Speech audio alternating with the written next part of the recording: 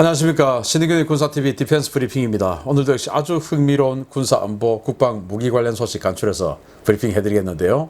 야, 저는 뭐 살다 중국이 미국의 항모를 가지고 기술적으로 까는 이런 날이 오게 될 줄은 꿈에도 몰랐습니다. 정말 중국 뻔뻔스럽네요. 미국의 최신의 항공모함인 제랄드 포드를 중국이 완전히 디스하고 비웃고 있는데 참 황당합니다. 무슨 내용인지 한번 보겠고요.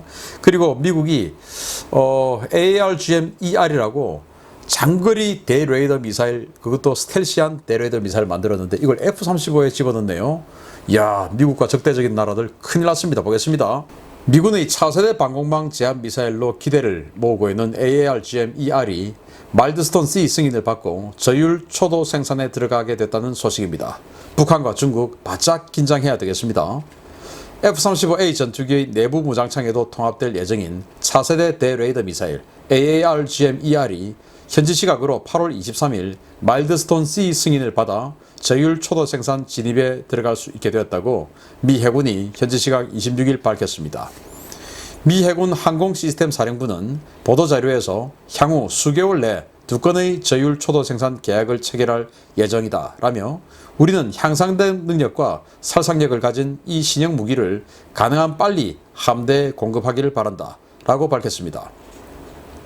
ARGM-ER은 기존의 함 대레이더 미사일을 대폭 개량한 ARGM의 완전 재설계 버전인데요. ARGM이 130에서 150km급의 사거리를 가진 것과 달리 220km 이상의 긴 사거리와 더 정교한 유도 장치가 탑재되었으면서도 레이더 반사 면적을 크게 줄인 것이 특징입니다.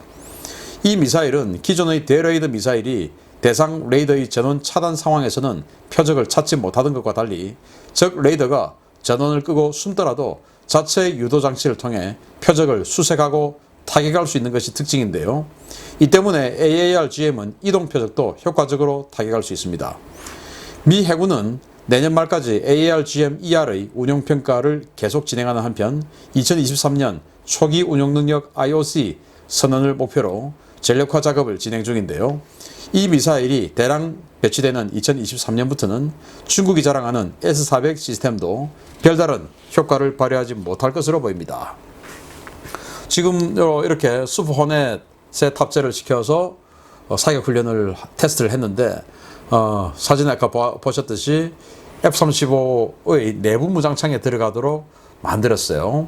기존의 함 미사일 그리고 그 함 미사일을 개량한 ARGM-E, 사실은 AGM-88E인데 ARGM이 그건 이 앞날개 핀이 어마어마하게 큰 게 있지 않습니까? 그래서 F-35의 내부 무장창에 들어가기 힘들어요. 그런데 이 ARGM-ER은 그 엄청나게 큰 전방 핀을 없애버리고 보시다시피 납작하게 만들어서 뭔가 좀 활공을 할 수 있게끔 만들었고, 그러면서 그 핀을 없앴기 때문에 레이더 반사 면적도 상당히 줄인 이제 그런 버전이 되겠고, 기본적으로 미사일 기지의 레이더를 때리는 그 능력을 가지고 있습니다. 레이더를 때리든지 아니면 군함을 만약에 타격하면 군함에 있는 이지스 레이더라든지 이 군함의 레이더를 때리든지 아무튼 그 레이더의 전파를 따라 들어가서 때리는데, 그게 기존의 함 미사일이고, 그럼 함 미사일에서 저기 이제 공격을 받으면 미사일이 날아오네, 그럼 레이더 꺼버리자. 그러면은 레이더를 꺼버리면은 이 함 미사일은 날아가다가 내가 어디 가야 되지 하고 잊어버려요. 그래서 그냥 헛발칩니다. 그래서 이거 안 되겠다 해서 미국이 ARGM을 만들었습니다. 함은 일단 사거리가 한 80km 되니까 뭐 한 20년 전만 해도 80km 사거리 그러면 엄청나게 긴 사거리였는데, 요즘은 그 정도 가지고는 길다라고 못하죠. 왜냐? 적의 지대공 미사일 사거리가 길어졌기 때문에. 그래서 미국이 130에서 150km짜리 대레이더 미사일을 만들었어요. 그게 이제 ARGM인데, 이거는 저기 레이더를 끄더라도 사전에 입력되어 있는 그 좌표를 따라서 따라 들어가고, 또 그러면서 저기 도망을 가더라도 마지막에 밀리미터 발 레이더를 켜가지고 그냥 따라 들어가는 그런 기능을 가지고 있어요. 그래서 이동 표적도 타격할 수 있습니다. 그런데 이게 F-35에 들어가면 더 좋지 않을까? 왜냐? 적의 레이더를 파괴시켜야 되는데, 그러면 은밀하게 접근해서 레이더를 때려 부숴야 되는데, 이렇게 스텔스가 아닌 전투기들에게 탑재를 하면 일단 저기 보는 상황에서 들어가야 되니까 이건 좀 위험하다. 그래서 F-35처럼 이 스텔스 전투기에 탑재를 하면 적이 모르는 상황에서 느닷없이 그냥 레이더 그냥 뭐 돌리고 아무 일 없네 하고 돌리고 있는데 갑자기 와서 때려버리면 이제 가는 거니까. 그래서 스텔스기에 넣자. 그러려면은 함 미사일에 있는 이 핀 이걸 없애자. 이제 이렇게 해서 이 ARGM ER이 나온 거예요. 사거리를 더 길게 만들고. 이 F-35가 들어가다가 혹시 적에게 우연히 발각이 돼서 미사일도 맞으면 안 되니까 사거리를 더 길게 만들자. 이제 이렇게 되는데, 지금 중국이 러시아로부터 S-400 도입했죠. 그래서 산둥반도에도 갖다 놓고 했는데, 그 S-400의 지대공 미사일이 9M96 미사일인데, 그 사거리가 150km예요. 그런데 이 ARGM은 220km죠. 거기다 스텔스기에 싣고 갈 수 있죠. 이제 중국의 S-400 그리고 북한이 가지고 있는 S-300 개량형, 뭐 독자 개발형 이런 거 이제 완전히 그냥 끝나게 됐다라는 말씀을 드리고, 우리도 F-35 도입하니까 이 ARGM ER 빨리 도입해서 우리 자체적으로 북한이 가지고 있는 SA-5 두 개 기지 있죠. 그리고 지금 S-300 북한판 그것도 있죠. 그걸 우리 스스로 때려 부술 수 있는 이 능력을 가지자 라는 제안을 합니다. 두 번째입니다.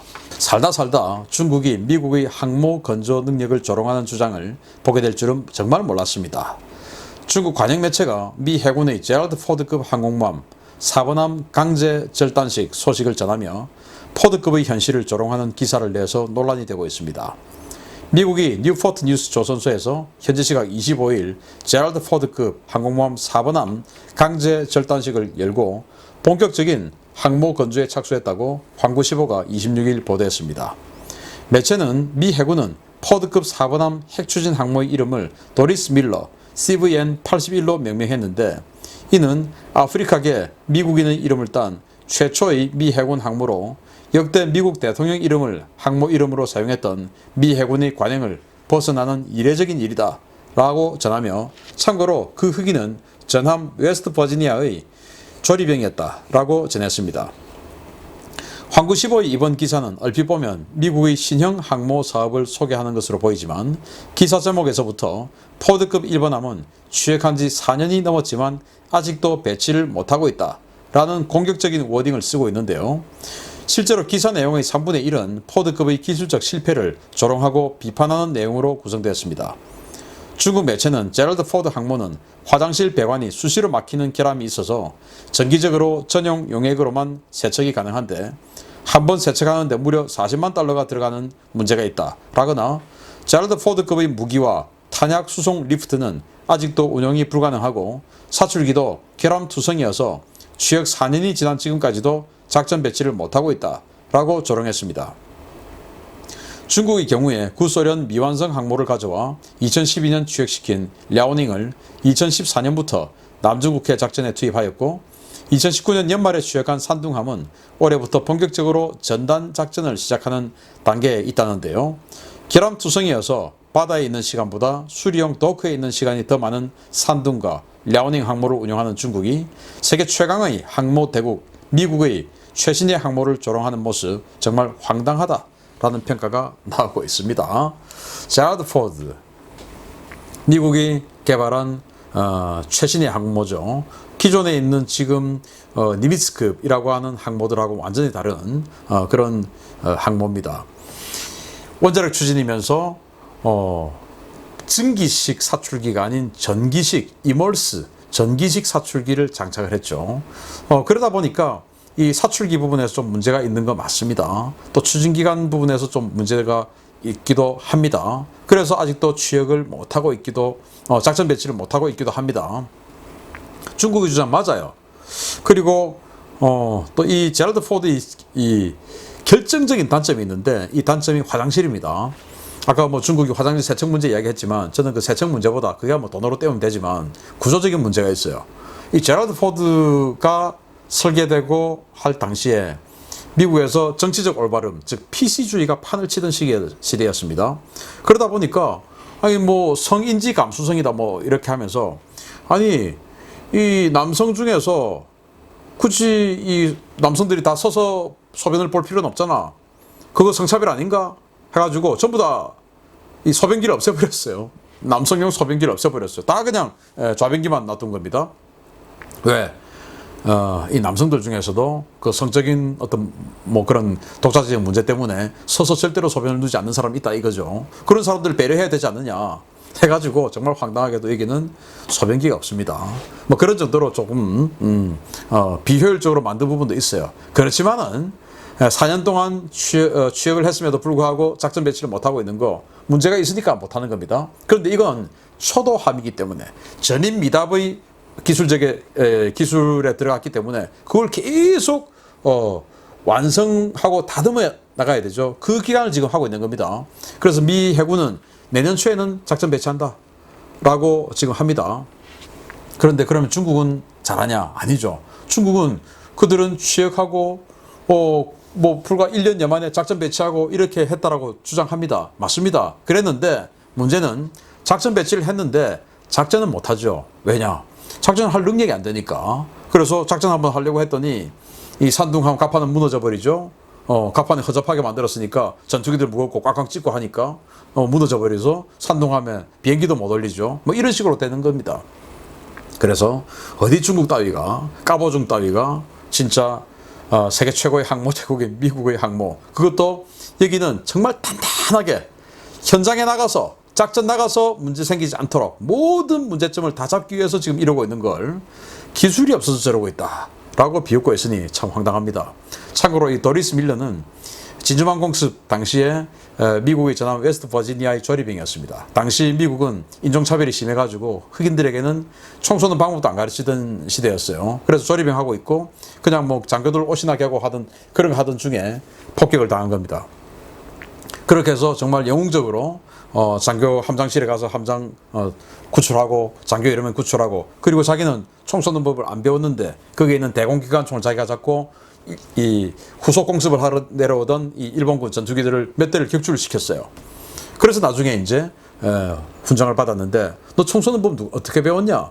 라고 물어봤답니다. 그냥 쏘니까 잘 나가던데요. 이렇게 대답을 했는데, 그런 영웅적인 이 도리스 밀러 수병 이름을 땄는데 그동안 뭐 니미츠 제독, 여기는 해군 제독인데 그 외에 나머지는 뭐 거의 대부분 미 대통령 이름이죠. 미 항모가. 그런데 수병 이름을 땄다. 장교도 아니고.